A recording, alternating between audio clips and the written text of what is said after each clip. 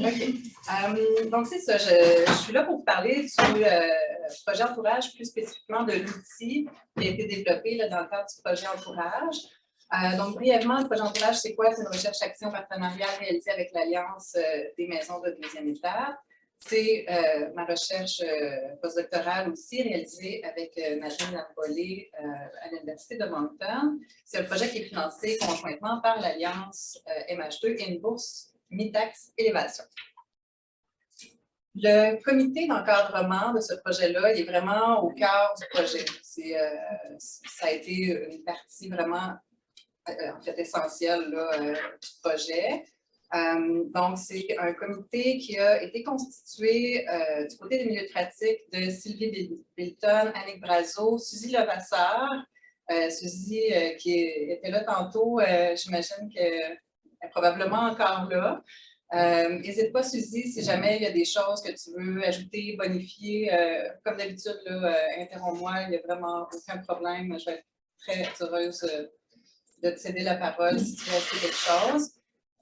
Aïfa Ben Miloud aussi de l'Alliance, ça fait partie du comité. Mélissandre qui est ici. Mélissandre, même chose pour toi. S'il y a des choses que tu veux ajouter, n'hésite pas. Et puis Maude Pontel de la permanence de l'Alliance. Puis du côté de la recherche, c'était moi et Madeleine. Dans le fond, l'objectif du comité d'encadrement, en fait, c'est ça, c'est un comité dans lequel il y avait une grande diversité de savoirs, de savoirs scientifiques, pratiques, expérientiels. Puis le but de ce comité-là, c'était de s'assurer, en fait, que ce qu'on allait développer dans le projet Entourage fitait avec ce qui se vit sur le terrain. En gros, c'est là-dessus qu'on a travaillé là, pendant les 2 années du projet.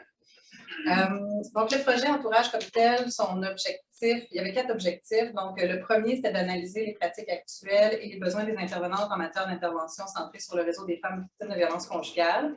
Donc, ça a été la première étape du projet. Là, on a fait un sondage pour analyser un peu ce qui se faisait, qu'est-ce que les intervenantes souhaitaient là, à plus court terme.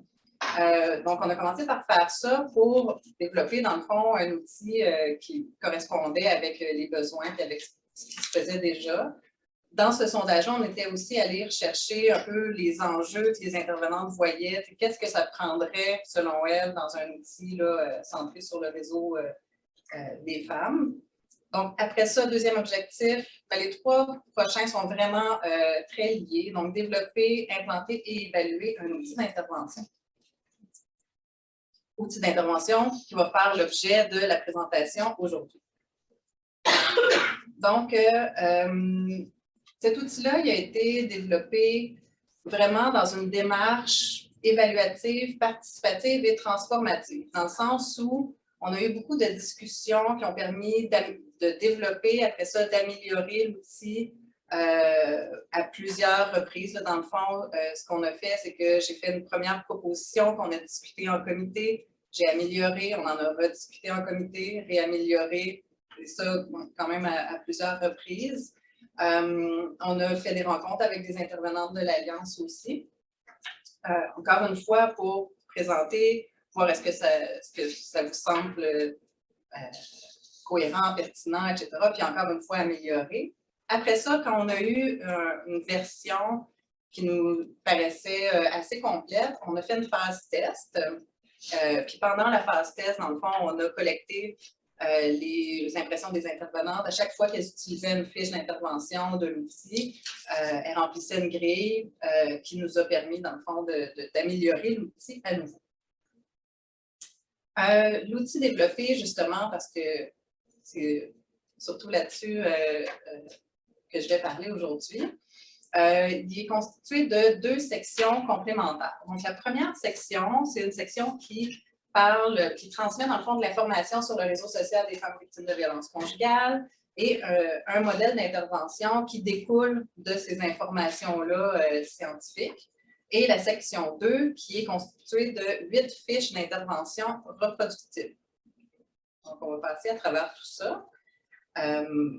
Le mot « constitué », quand je le dis en présentation, ça sort toujours bizarre. C'est comme... C'est spécial. OK, donc, section 1, je ne vais pas passer en détail là-dessus parce que ça serait trop long pour le temps qu'on a, mais en fait, c'est ça, il y avait de l'info sur la violence conjugale post-séparation, le processus d'isolement des femmes qui vivent la violence conjugale, les actions de l'entourage, positives comme négatives, et puis les différentes situations particulières qui peuvent impacter le réseau des femmes. Je passe tout de suite au modèle d'intervention parce que ça reprend, dans le fond, des informations qui étaient avant.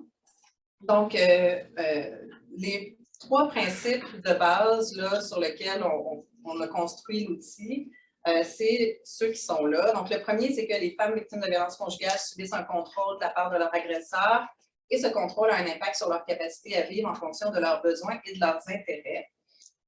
Deuxième principe, c'est que les femmes font partie d'un réseau plus large qui contribue à construire ou à accentuer leur contrôle ou leur émancipation. Donc, on ne va pas juste considérer la dyade victime-agresseur, on met cette dyade-là dans le contexte plus large, là, incluant les proches, amis, collègues, etc. Et puis, le troisième principe, c'est que les effets du réseau dépendent des caractéristiques du réseau. Donc, est-ce que c'est un réseau qui est très petit, qui est très dense, où tout le monde se connaît? C'est quoi la qualité des relations dedans, etc. Donc, les effets du réseau dépendent de, c'est ça, les caractéristiques, les actions des personnes impliquées, puis de certains contextes de vulnérabilité. Donc, en lien avec ces principes-là, découle un but et des objectifs d'intervention. Donc, le but, en gros, c'est d'encourager la création d'un contexte dans lequel les femmes vont être libres au sein d'un réseau diversifié en fonction de leurs besoins et de leurs intérêts. Donc, elles doivent être dans ce qu'on souhaite, c'est qu'elles soient dans un réseau qui leur permet d'agir en fonction de leurs besoins et de leurs intérêts. Puis ce réseau-là, il a besoin aussi d'être assez diversifié, parce que si on a juste une option, bien, on est plus à risque, dans le fond, de resubir de la violence, du contrôle. En lien avec ça, les objectifs plus précis, c'est d'analyser avec les femmes leur réseau, d'améliorer la liberté d'action des femmes et de diversifier leur réseau. Pour ce qui est des moyens à mettre en place, je vais passer, c'est ça, tout de suite aux fiches d'intervention qui ont été développées, que je vais vous présenter plus en détail. Donc, chaque fiche est vraiment liée à un objectif. Donc, les fiches 1 et 2 permettent d'analyser le réseau des femmes. Les fiches 3, 4 et 5 visent à améliorer leur liberté d'action à travers un pré-travail qui est effectué avec les femmes. Il pourrait y avoir, dans l'optique d'améliorer la liberté d'action des femmes puis de diversifier leurs relations aussi, il pourrait y avoir un travail auprès des proches qui est effectué. Ça va faire, Marie-Marthe va en parler tantôt, là, ça va faire l'objet d'un autre projet. Donc ici, on s'est vraiment concentré sur l'intervention auprès des femmes. Donc c'est un outil qui s'adresse aux femmes.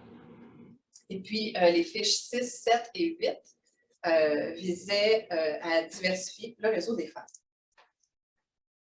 Donc, si vous voulez bien, je vais aller directement dans le document. Si je m'éloigne, est-ce qu'on... Ouais, OK. Je mets le SAM, je ne sais pas trop si ça doit être avec les mêmes... Ah, je l'ai, c'est correct. Je ne change pas trop. Je pense que... Vous voyez? Non. Oui. OK. Alors... Ici, on peut voir ma face. Ça, dans le fond, c'est l'outil entourage. Première section, dans le fond, c'est ce que je vous ai parlé, là, la première section, donc je passe ça rapidement. Et je m'en vais à la deuxième partie sur les fiches reproductives. Donc, au départ, il y a une courte description de chacune des fiches.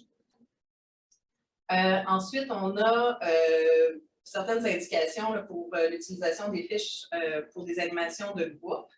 Puis ensuite, on rentre là, dans les fiches d'intervention. Donc, je disais, les deux premières visent à aider les femmes à analyser leur réseau. Fait que la première fiche est vraiment centrée sur la qualité des relations avec l'entourage. Dans le fond, ce qu'on suggère, c'est de faire cette analyse-là à différents moments pour être capable d'analyser l'évolution dans le temps. Donc, une évolution à travers la relation violente, la rupture également. Puis, on propose aussi d'envisager ce que serait le réseau dans le futur. Puis, l'idée, c'est, dans le fond, d'être capable de discuter avec l'intervenante de chacun des moments, puis de voir aussi l'évolution à travers le temps. Donc, la première feuille, c'est des instructions, là, si on veut. Donc, étape 1, choisir l'ordre des moments analysés, dresser la liste des personnes qui font partie de ton réseau en posant des questions plus précises. Indiquer si la personne était au courant de la situation de violence en répondant par oui ou non. Indiquer des mots-clés associés à chaque personne. Puis évaluer la qualité de la relation avec chacune des personnes. Donc, est-ce que c'est une relation positive, négative, ou alors est-ce qu'on est ambivalent? Et puis, ça pour chacun des moments. Fait que dans le fond, c'est ce tableau-là qui est répété 4 fois pour chacun des moments qu'on propose d'analyser. Fait que le futur, qui on voudrait avoir dans notre réseau pour le futur, on écrit les noms et les surnoms ici. Est-ce qu'on envisage que cette personne-là soit au courant de la violence ou pas? Ça serait quoi les mots-clés associés, puis la qualité des relations avec elle? Puis on fait ça, en fait, pour le présent aussi, pour la période pendant la relation violente et puis avant la relation violente. Puis, une fois que ça c'est fait, ben, on va passer ici à différentes questions. L'outil a vraiment été construit pour pour faciliter la discussion sur ce sujet-là entre intervenantes et les femmes. Donc, mais c'est ça. Au départ, il n'y avait pas autant d'espace pour écrire, mais ça a été une belle chose, la phase test, où on s'est fait dire, ben, il y a certaines femmes qui ont envie d'écrire dans le document directement. Est-ce que ça serait possible d'ajouter de l'espace? On a ajouté plein d'espace. Donc, c'est ça. On y va vraiment sous forme de questions. Évidemment, les intervenantes ne se limitent pas à ces questions-là non plus. Il y a plein d'occasions où elles vont renchérir ou ajouter d'autres questions. Ils ne sont pas obligés de répondre à toutes les questions non plus. Ce n'est pas un outil qui est conçu pour être utilisé de manière très rigide. Donc, par exemple, pourquoi les personnes étaient ou n'étaient pas au courant de la relation violente? Je vais juste vous en lire quelques-unes. Bon, les relations positives sont-elles plus répandues que les relations négatives dans ton réseau? Qu'est-ce que ça t'évoque? Comment expliques-tu cette proportion? Est-ce qu'il y a des personnes que tu considères dangereuses pour ton intégrité physique? Est-ce que la qualité des relations, donc on proposait de mettre positive, négative ou ambivalente, est-ce que ça coïncide avec les mots-clés qui ont été identifiés? Pourquoi les personnes mentionnées se trouvent-elles dans ton réseau? Donc, c'est vraiment des questions qui visent à discuter puis à prendre un pas de recul par rapport au réseau. La deuxième fiche, c'est une fiche qui vise encore à analyser le réseau des femmes avec elle, mais dans cette fiche-là, on va analyser le réseau dans son ensemble. Fait que là, encore une fois, la première page, c'est des indications de comment faire cette fiche-là. Et puis ensuite, un exemple de réseau d'illustration, dans le fond. Donc, ce qu'on suggère aux femmes, c'est de commencer par mettre leur nom ou moi au milieu de la feuille. Donc, après ça, c'est ça, il y a de l'espace pour dessiner.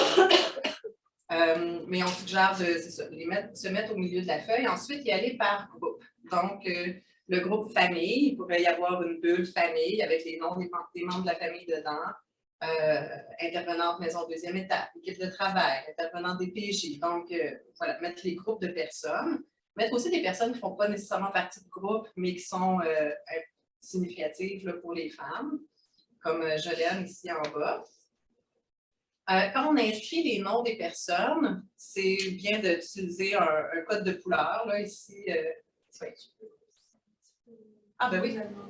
Attends. Oui. Comme ça va? Super. Merci. Fait que, voilà, j'en étais à dire code de couleur. Fait que, comme ici, là, dans les enfants, c'est toutes des relations positives, là, cette femme-là. Ici, famille, Manon, c'est une relation positive. Gaston puis Steve, c'est moins clair, ça serait peut-être plus ambivalent.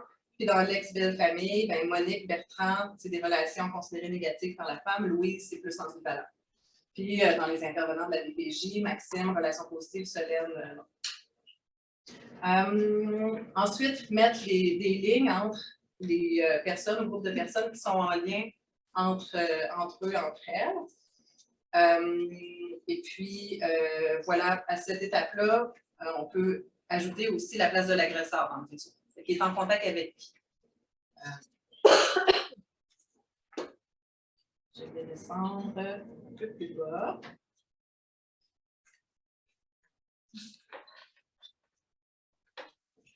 OK.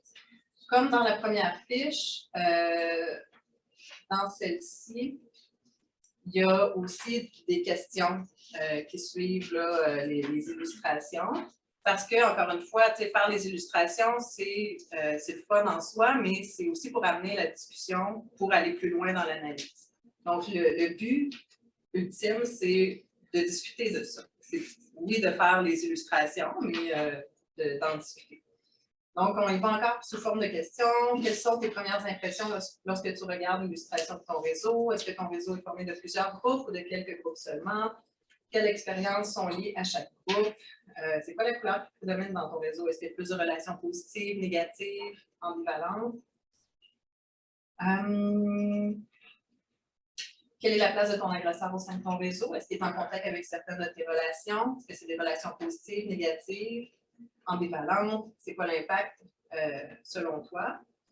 Est-ce que tu penses qu'il serait préférable qu'il ne soit pas en contact avec ces personnes-là? Est-ce que sa place a changé à travers le temps? Parce qu'on se rappelle que là aussi, il y a une évolution dans le temps qu'on suggère d'analyser. Donc ça, c'est pour les deux premières fiches, la fiche 1 et 2. Après ça, la fiche 3, qui s'appelle Mon ciel sans nuage, dans le fond, c'est une fiche qui fait partie de ce qu'on pourrait appeler un pré-travail, si on veut, pour que les femmes puissent travailler, se rebâtir d'une certaine manière les fondements internes qui vont leur permettre de développer et de maintenir des relations saines dans le futur. Fait que, une chose qui était ressortie comme étant importante en lien avec ça, c'était de reconnecter avec soi. Parce que pour avoir des relations saines, c'est bien d'être connecté avec soi, savoir qu'est-ce qu'on aime, qu'est-ce qu'on n'aime pas. Fait que dans le fond, cette fiche-là, elle vise vraiment ça, la reconnexion avec soi. Donc, encore une fois, sous forme de questions.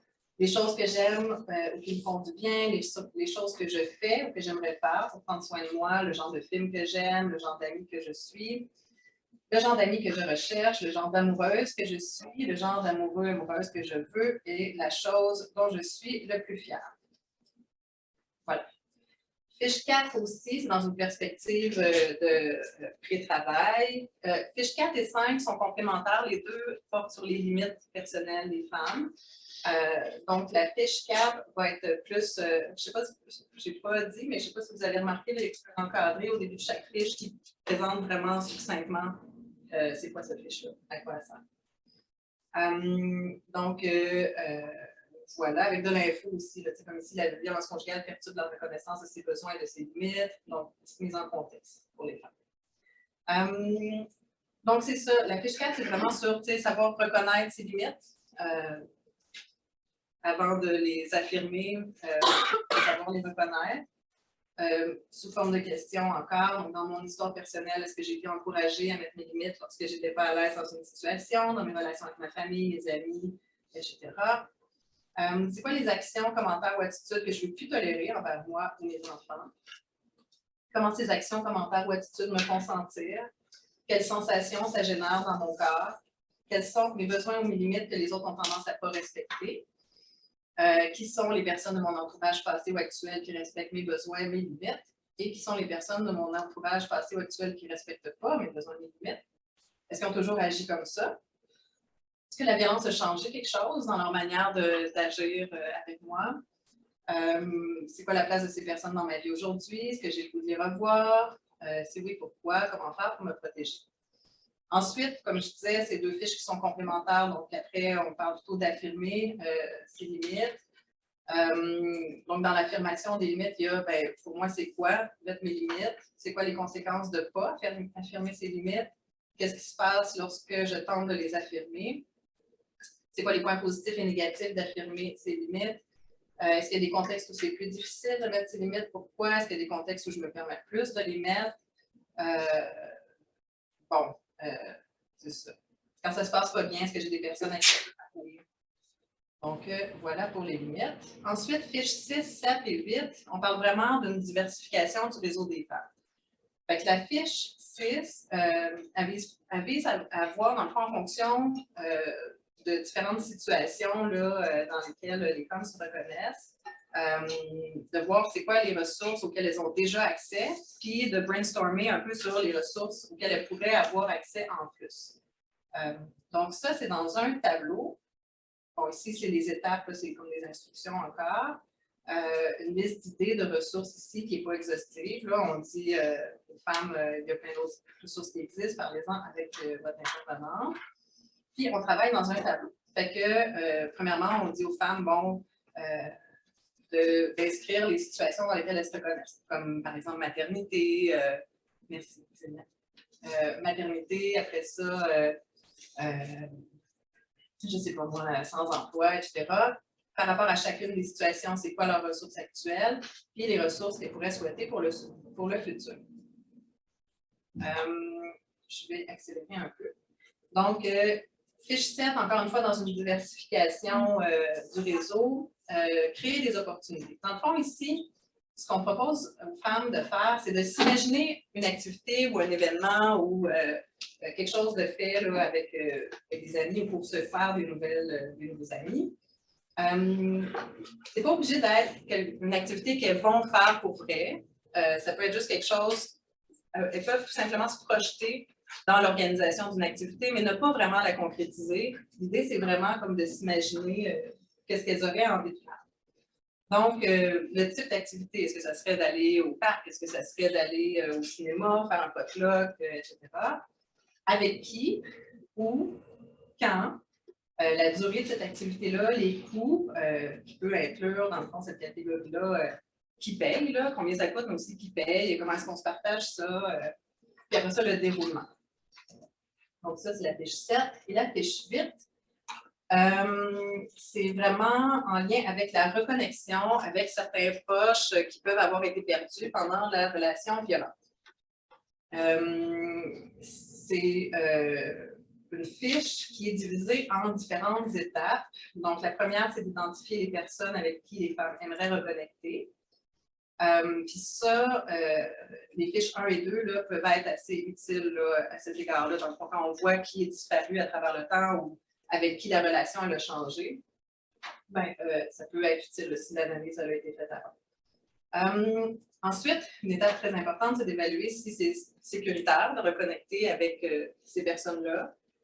Puis on propose quelques questions là, pour faire cette évaluation-là. C'est quoi les mots-clés associés à cette personne? Si on fait la fiche 1, sinon on va trouver des mots-clés.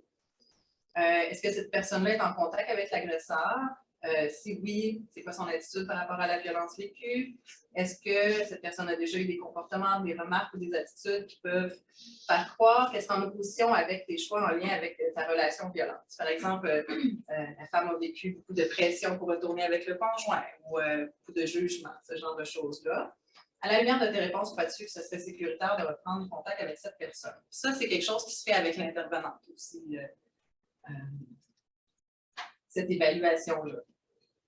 Ensuite, identifier les scénarios possibles si tu reprends contact avec cette personne. Donc, comment est-ce que tu penses que ça va se passer? Si ça se passe mal, ça se passerait comment? Si ça se passe bien, comment ça se passerait?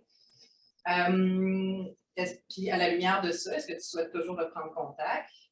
Étape 4, planifier et préparer la rencontre. Je vais passer vite là-dessus. Et puis, ensuite, faire la rencontre et étape 6, qui est la dernière étape, faire un retour avec l'intervenante sur la rencontre. Donc, la rencontre a eu lieu, comment ça s'est passé, comment tu te sens, est-ce que tu souhaites revoir cette personne-là, etc. Et puis, c'est ça, c'est tout pour l'outil. On est passé à travers les 8 fiches. Je vais juste stop, share. Je vais revenir au point.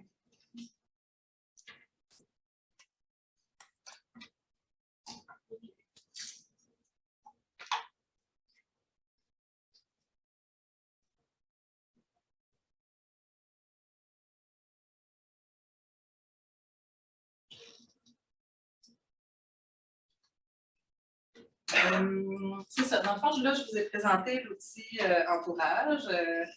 C'est ça. Suite à...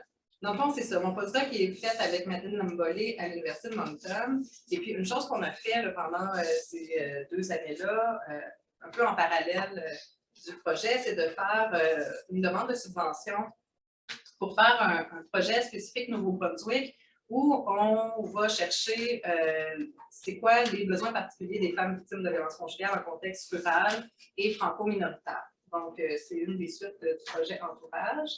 Et puis, Marie-Marthe, si tu veux, je vais te céder la parole pour l'autre suite. Une question dans le chat. Ah. OK, ben, je vais prendre 2 minutes, puis après ça, on va prendre des questions. Une autre suite qu'on a voulu donner, donc là, on a beaucoup parlé de comment on peut outiller les femmes pour éventuellement essayer d'identifier leur réseau positif, le réseau avec lequel elles veulent reconnecter. De l'autre côté, bien, il y a les personnes avec lesquelles elles veulent reconnecter, éventuellement, elles pourraient vouloir reconnecter, ou des personnes qui voudraient connecter avec elles. Puis on se demande, je voyais dans la présentation de Myriam qui disait l'entourage peut être parfois un frein parce que ça peut être amené à minimiser la violence. Mais ça peut être aussi un outil positif. Dans la présentation de Anne-Marie, on disait, on identifie on essaie d'identifier quels sont les comportements positifs de l'entourage qui ont fait en sorte que les femmes peuvent être amenées à se confier, puis avoir confiance, puis peuvent les épauler dans leur démarche. Puis quels sont les comportements plus négatifs pour lesquels on pourrait mettre en garde et dire, bien, faites attention parce que si vous avez tel comportement, bien, ce n'est pas nécessairement aidant pour les personnes. Puis avec les femmes, bien, on identifie avec quelles personnes elles pourraient pouvoir reconnecter. Et ces personnes-là, quand elles reçoivent ou quand elles veulent éventuellement aider les femmes à s'en sortir, bien, parfois, elles ne savent pas comment s'y prendre. Puis ça peut leur donner, on l'a vu puis actuellement, c'est beaucoup au cœur j'entendais, on a eu une rencontre avec le comité violence conjugale de conditions féminines. C'est beaucoup au centre, qu'est-ce qu'on peut faire pour aider les proches à faire en sorte qu'ils soient bien équipés pour recevoir ces demandes d'aide-là, qu'ils posent les bons gestes et qu'ils se sentent, je dirais, dans une procédure d'empowerment pour eux aussi, parce que ça peut aussi créer de la détresse chez les proches qui ne savent pas comment s'y prendre, qui ne comprennent pas éventuellement que, bien, malgré tout ce qu'ils ont fait, la femme retourne, puis ils sont un peu désemparés, puis disent qu'est-ce que je peux faire, puis, etc. Donc, on veut identifier avec eux qu'est-ce qu'on peut faire, comment eux se sentent, puis comment on pourrait mieux les équiper pour faire ça. Donc, notre prochaine démarche, ce serait comprendre et soutenir l'entourage des femmes victimes de violences entre partenaires intimes, besoins et actions des proches, en s'adressant notamment aux proches. OK. Donc, nos objectifs, très, très brièvement, là, donc, à partir de la documentation du réseau informel de l'entourage des femmes victimes de violences partenaires intimes, pour comprendre la configuration des interactions qui leur permettent d'être soutenues. Donc, on va pouvoir savoir où aller voir qui pourrait les soutenir. Ensuite, documenter l'expérience et les besoins des membres du réseau des femmes. Donc là, on va aller voir les proches en contrastant leur expérience, leurs besoins selon les contextes dans lesquels ils évoluent. Est-ce que, c'est un contexte qui est plus rural, urbain, parce que ça peut faire en sorte que toute la communauté est au courant, puis il y a toutes sortes de facteurs dont il faut tenir compte. Est-ce que c'est un facteur minoritaire, majoritaire? Québec, Nouveau-Brunswick peut nous aider là, à faire des distinctions là-dessus. Décrire et analyser les différents types de soutien actuellement accessibles aux proches des femmes, vérifier leur adéquation et finalement co-construire avec éventuellement les intervenantes et les pratiques des femmes un outil et avec les membres de l'entourage aussi à partir des résultats de la recherche. Donc, d'une part, pour les outils à bien intervenir auprès des femmes ou simplement les sensibiliser au fait qu'ils peuvent être un acteur important dans la démarche des femmes vers aller chercher de l'aide et pouvoir se sortir de la violence. Donc, c'est vraiment dans une démarche d'empowerment du réseau qu'on a identifié, comment on peut faire en sorte que ces personnes-là se sentent adéquates dans la façon dont elles vont offrir de l'aide. C'est la suite des choses. C'est une démarche à long terme, on la débute maintenant. C'est un demi-public. Vous allez voir que c'est assez. On a un premier volet quantitatif qui devrait être lancé au printemps, qui est un sondage, qui va être un sondage Internet pour essayer de voir, d'inciter les proches à nous communiquer leurs besoins.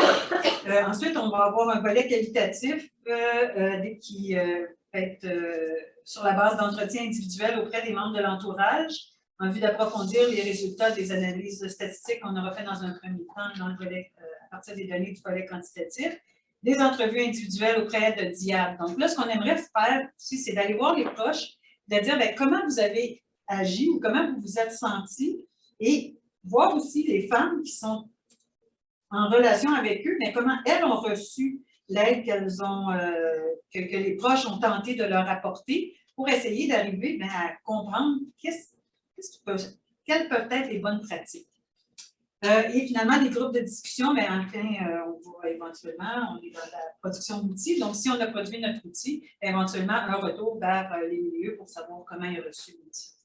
Donc, voilà, c'est une procédure en co-construction, encore une fois, un outil d'intervention qui s'appuie sur les résultats comme il l'usage dans les recherches partenariales féministes et on va avoir une sensibilité aussi à tout ce qui est la question de l'interculturel, donc comment ça peut se définir de différentes façons selon les milieux qui sont interpellés.